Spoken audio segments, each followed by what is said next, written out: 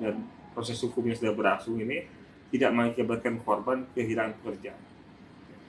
Lembaga Perlindungan Saksi dan Korban atau LPSK menindaklanjuti terkait dugaan pelecehan seksual oleh Rektor Universitas Pancasila Jakarta Selatan pada Senin 26 Februari 2024. Diketahui terduga pelaku berinisial ETH yang diduga melakukan tindak asusila terhadap 2 pegawai di Universitas Pancasila. Kasus ini baru dilaporkan setelah setahun kemudian ke Polda Metro Jaya. Diketahui kasus tersebut dilaporkan ke pihak kepolisian dengan pelapor sekaligus korban berinisial RZ 42 tahun. Kuasa hukum RZ Amanda Mantovani mengungkap alasan kliennya baru melaporkan kasus dugaan pelecehan seksual tersebut setelah 1 tahun. Alasan pertama diketahui adanya relasi kuasa antara terduga pelaku yang merupakan rektor dengan korban. Amanda mengatakan bahwa selama ini korban merasa ketakutan. Bahkan korban kerap meminta ditemani staf lain saat mendatangi ruangan sang rektor. Setelah banyak pertimbangan, akhirnya korban memutuskan untuk melaporkan dugaan pelecehan seksual yang dialami selama ini.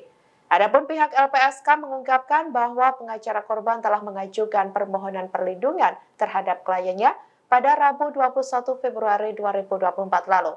Saat ini pihak LPSK masih menindaklanjuti dan mencocokkan keterangan dari korban hingga berkas laporan yang diperlukan untuk mengusut kasus tersebut. Di sisi lain, LPSK juga mendalami terkait apakah ada ancaman kepada korban oleh terduga pelaku. LPSK berharap dengan adanya laporan dugaan pelecehan seksual tersebut tidak mempengaruhi posisi pekerjaan korban di kampus. Pihak universitas juga diharapkan bisa menjamin posisi pekerjaan korban selama proses hukum berlangsung. Pak, izin terkait pengajuan permohonan korban dugaan pelecehan di Rektor Universitas di Jakarta, seperti apa? Ya, tanggal 21 Februari pengacara datang untuk menyampaikan meminta konsultasi ke LPSK. Dan tanggal 25 kemarin dia sudah melengkapi berkas-berkasnya.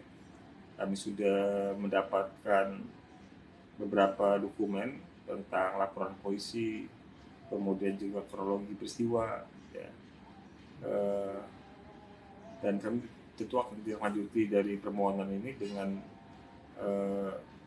berkoordinasi dengan pihak penyelidik ya untuk mendalami proses hukumnya sejauh mana, termasuk juga keterangan yang diperoleh dari pihak penyidik atas peristiwa ini seperti apa. Jadi untuk mencocokkan antara keterangan korban yang kami peroleh dan juga keterangan korban yang disampaikan kepada penyidik.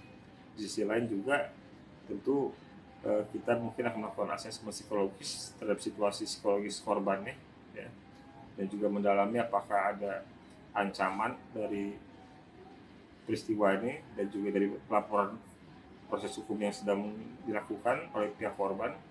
Di sisi lain juga kita berharap atas peristiwa ini tidak ada upaya untuk membuat korban kemudian kehilangan pekerjaannya.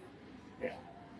Jadi pihak Universitas Pancasila maupun yayasannya harus bisa menjamin bahwa posisi korban dan proses hukum yang sudah berlangsung ini tidak mengakibatkan korban kehilangan pekerjaan.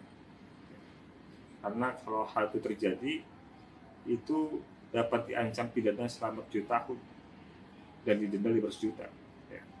Jadi kami berharap semua pihak menghormati proses hukum ini, ya, karena juga kita sebenarnya punya concern untuk memerangi kekerasan seksual, termasuk yang kami dengar sebenarnya Universitas Pancasila sudah punya satgas untuk penanganan kekerasan seksual.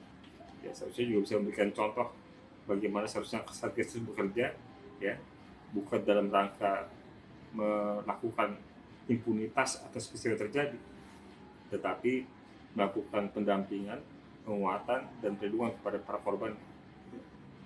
Ya, kita masih mendalami proses pengajuan permohonan ini belum diputuskan oleh pimpinan LPSK sampai kita kemudian ada informasi yang lengkap tentang perkara ini dan kebutuhan yang diharapkan oleh para korbannya tentu nanti kita akan putuskan untuk diterima atau demikian. Kalau dari Download Tribun X sekarang, menghadirkan lokal menjadi Indonesia.